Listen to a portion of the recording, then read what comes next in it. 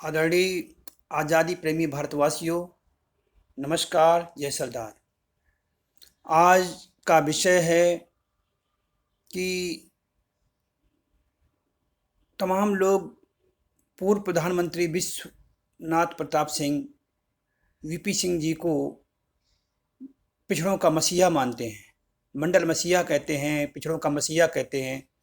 लेकिन एक प्रश्न आपसे है कि आखिर में वीपी सिंह क्या सच में पिछड़ों के मसीहा थे? ज़रा सोचने वाली बात है। आपके सामने मैं रख रहा हूँ कि मंडल कमीशन का गठन जनता पार्टी के काल में तत्कालीन प्रधानमंत्री मोरारजी देसाई द्वारा किया गया था और बीपी मंडल को उसका अध्यक्ष बनाया। उसके बाद में इंदिरा गांधी ने जो खेल खेला कि कमला पत्र पार्टी कमेटी बिठाई 1983-84 में कि आरक्षण ही खत्म कर दिया जाए, जिसको पी शिवशंकर जी ने कानून मंत्री रहते हुए उसमें हस्ताक्षर नहीं किया और ना संसद में पेश किया और अब मंत्रिमंडल से इस्तीफा भी दे दिया। इसके बाद में खेल चलता रहा। कांशीराम ने बहुजन समाज पार्टी के माध्यम से जिसकी जितनी संख्या भारी उतनी उतनी हिस्सेदारी का नारा जोरों शोरों से लगाया और तमाम लीडर्स से सब कहते रहे।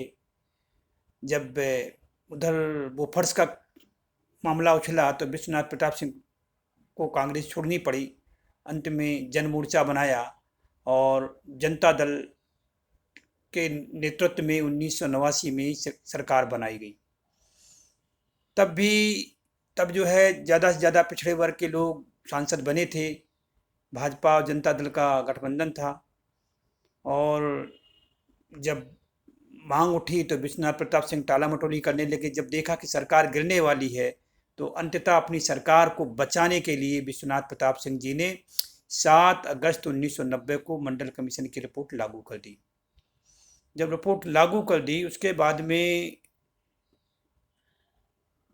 रिपोर्ट लागू होने के बाद में बहुत बड़ी संख्या में, बहुत बड़ी तादाद में देश में आगजनी हुई, बलवा हुआ, सड़कें जाम हुई, हत्याएं हुई, लोगों ने आत्महत्याएं भी की।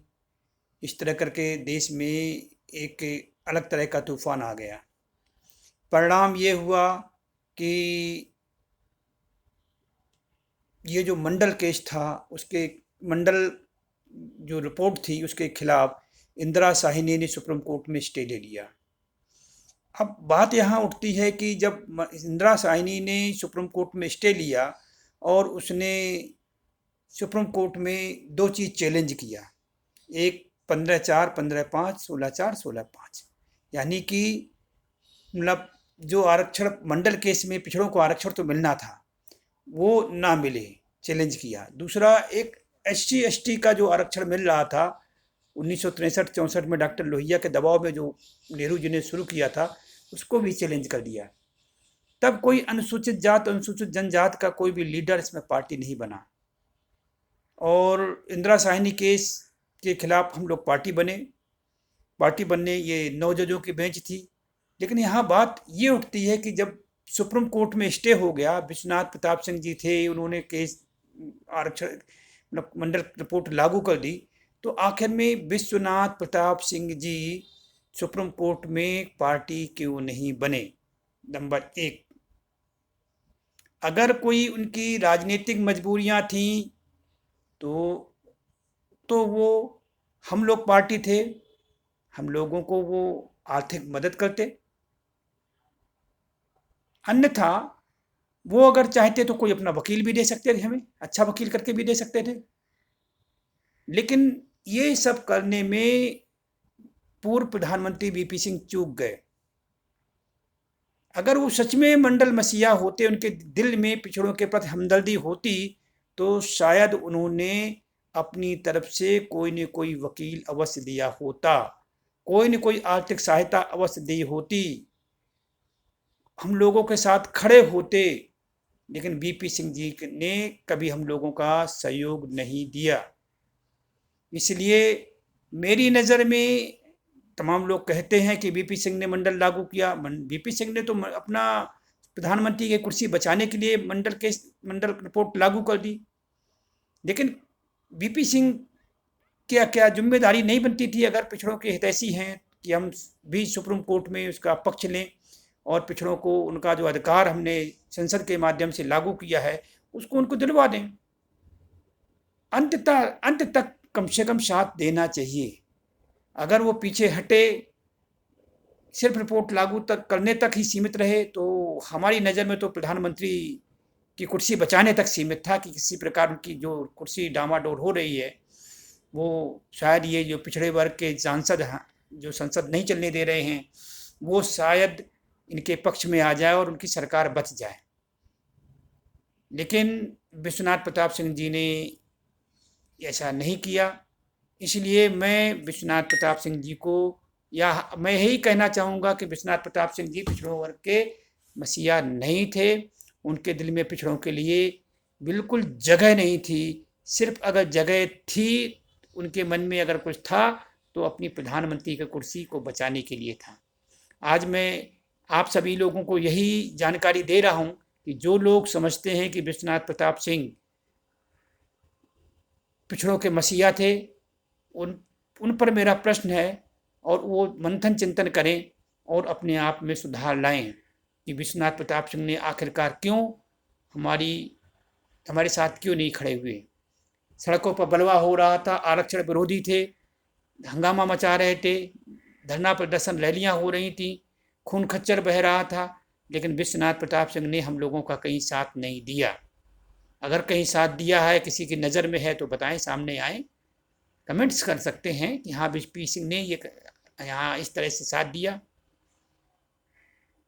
ठीक है, प्रधानमंत्री के पद का कुर्सी चली गई, लेकिन उनको जो लड़ाई हम लोग लड़ रहे थे पिछड़ों के लिए, पिछड़ों के अधिकार के लिए, पिछड़ों के सम्मान के लिए, जो संवैधानिक अधिकार है उसके लिए लड़ रहे थे, तो वीपी सिंह जी को हमारा साथ देना चाहिए था। अगर वीपी सिंह जी पार्टी बनते तो हम मानते। पार्टी कौन कौन था? देखिए, मैं बता देना चाहता हूँ कि ये 9 जजों की बेंच थी।